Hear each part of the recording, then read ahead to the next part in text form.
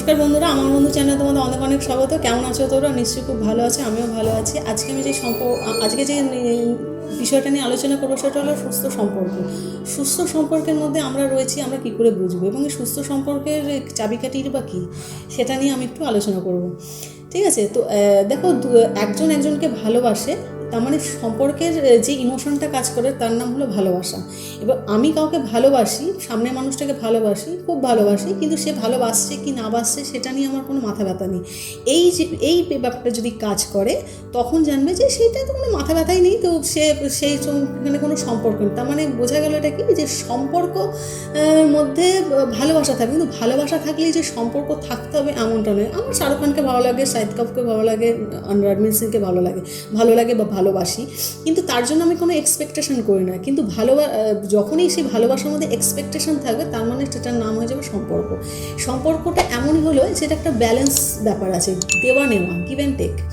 তো এই give and take ব্যালেন্সটা এমনই যে সেটা যতক্ষণ ব্যালেন্সের মধ্যে যদি না থাকে, তাহলে সেই সম্পর্কটা কখনোই আমি সুস্থ সম্পর্ক বলতে পারবো না। এবং সেই দেওয়া নেওয়ার হিসাবটা কীরকম হবে, সে যে কোনো সম্পর্কের মধ্যেই হতে পারে। সেটা প্রেমজও হতে পারে, বা সেটা ভাই বোন, বাবা মার সাথে সন্তানের, বা হাজব্যান্ড ওয়াইফ, বা বন্ধু বান্ধব, সবার সাথে। তো সেই রকম একটা সম্পর্ক যদি এখন প্রশ্ন করো যে বাবা মার সঙ্গে সন্তানের যে সম্পর্কটা, সেটা কি দেওয়া নেওয়ার সম্পর্ক, বা স্বার্থ কি সেখানে জড়িয়ে রয়েছে? তো হিসাবটা যদি একটু খতিয়ে দেখো, বলবো হ্যাঁ। তার কারণ হলো কি, বাবা মায়েরা বা আমরা যারা বাবা মায়েরা, তারা কি চিন্তা করি, প্রথম আমাদের স্বার্থ, আমাদের একটা প্রজন্মকে আনার জন্য যে স্বার্থটা কাজ হচ্ছে, সেটা হলো আমার বংশ পরম্পরায় এগিয়ে নিয়ে যাবে। মানে আমি একটা নতুন প্রজন্ম আনছি, আমার বংশের প্রদীপ যেন নিভে না যায়, আমার বংশটা যেন লুপ্ত না হয়ে যায়, সেই কারণে কিন্তু একটা নতুন প্রজন্মকে আনা। আমরা কিন্তু প্রথম স্টেপ এটাই। তারপরে আমরা বাবা মায়েরা সন্তানদের স্নেহ ভালোবাসা দিয়ে বড় করছি, বড় করে দেওয়ার পর একটা বয়সে গিয়ে কিন্তু তাদের কাছ থেকেও আমাদের একটা এক্সপেকটেশন থেকে যায়, এবং সেই এক্সপেকটেশনটা যখন সেই ছেলে বা মেয়ে পূরণ করতে পারে না, তখনই কিন্তু বাবা মায়েদের কাছে কিন্তু ছেলে মেয়েদের শুনতে হয় যে এই জন্য কি তোকে এত বড় করা হয়েছিল, এই দিনটা দেখার জন্য।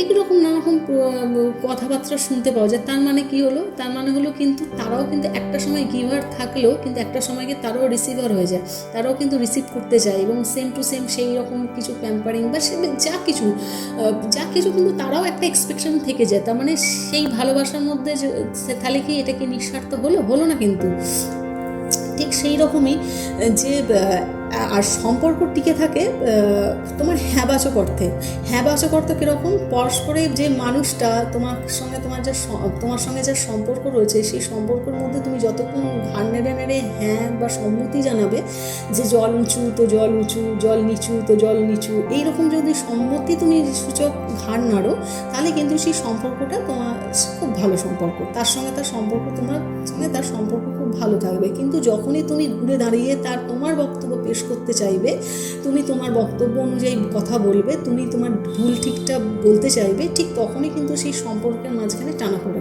তখনই কিন্তু সেই সম্পর্কটা খারাপের দিকে চলে যায়।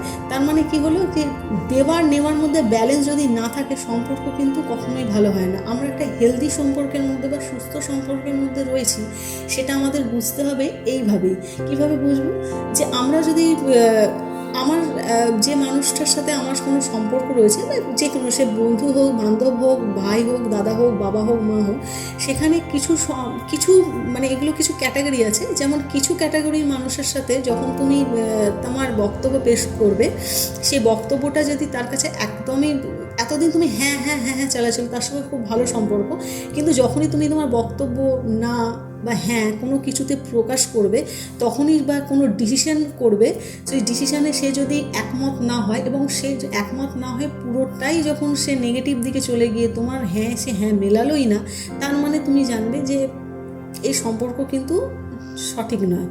কিছু মানুষ থাকবে যারা কিন্তু তোমার হ্যাঁও মেলাবে, তোমার কিন্তু তার সঙ্গে তোমার ডিসিশানটা নেগেটিভ কি পজিটিভ সেদিকটাও তোমায় বুঝিয়ে বলে দেবে, এবং তুমি যদি সেই ডিসিশান থেকে নড়তে না চাও, সে তোমাকে কিন্তু তোমার ওপর ছেড়ে দিয়ে বলবে যে ঠিক আছে, তুমি তোমার মতো করো। এবং সেটা হয়তো ভবিষ্যতে গিয়ে যদি কোনো নেগেটিভ হয়, কিন্তু তার জন্য সে চারটে কথা তোমায় শোনাবে না, বরং সেই সময় তোমার পাশে থেকে তোমাকে হয়তো একবার সে বলবে যে তোমাকে তখন বারণ করা হয়েছিল, তুমি তখন শোনোনি, এটা বলার পরেও কিন্তু সে তোমার কিন্তু সাথ দেবে এবং পজিটিভলি তোমাকে এগোতে সাহায্য করবে। তখন কিন্তু জানবে এই মানুষটা কিন্তু তোমাকে প্রকৃতই ভালোবাসে, কারণ এ কিন্তু তোমার ডিসিশান মেকিংয়ের সময় তোমার সঙ্গে ছিল, এবং ডিসিশানটা যখন নেগেটিভ হয়েছে তখনও কিন্তু তোমার সাথ ছেড়ে যায়নি, বরং সে পজিটিভলি তোমাকে সাথ দিচ্ছে। তার মানে কি, এই সম্পর্কটা কিন্তু যথেষ্ট ভালোর দিকে বা সুস্থ সম্পর্ক। আর কিছু মানুষ আছে তারা তো একদম মানে সম্পর্ক তুমি হ্যাঁ বললে বা না বললে ব্যাস, তুমি যখনই একটু ঘুরে দাঁড়াতে শুরু করবে তখনই সে সেখান থেকে তাকে উধাও দেখবে। তার মানে সে সম্পর্ক কোনোদিনই ছিল না, ওটা সম্পর্কের নামে একটা ফেক ছিল।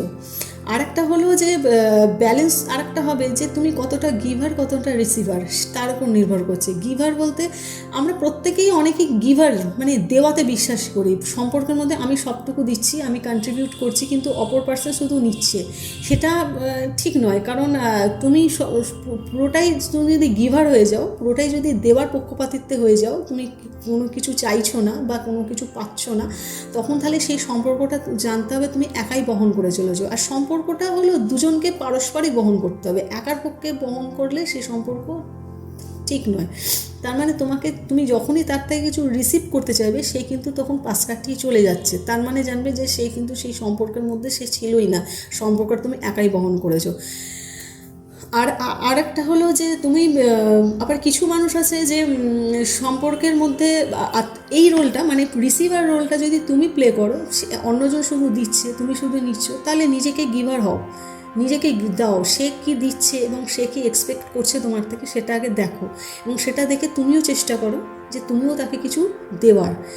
এই দেওয়া নেওয়াটা যদি ব্যালেন্স করতে হবে, এটা শুধুমাত্র মানে টাকা পয়সা মেটেরিয়ালিস্টিক আমি বলছি না, ইমোশনের দিক থেকে বলছি, মেন্টাল সাপোর্টের দিক থেকে কথা বলছি, যে তার দুঃখে তার সুখে সবসময় তার সাথ দেওয়া। মানে কিছু মানুষের সুখে সাথ দেয়, দুঃখে থাকে না। কিন্তু একটা জিনিস জানো, আমরা আজকে যে জায়গায় দাঁড়িয়ে রয়েছি সেটা কিন্তু দুঃখের দিক থেকে সবাই কিন্তু সমান, সবাই কিন্তু সম্পর্কের টানাপোড়েনে বড্ডই জর্জরিত। এই সময় দাঁড়িয়ে আমাদের কিন্তু ভাবার সময় এসে গেছে যে আমরা কোন সম্পর্কের মধ্যে রয়েছি এবং কে কতটা গিভার কে কতটা রিসিভার।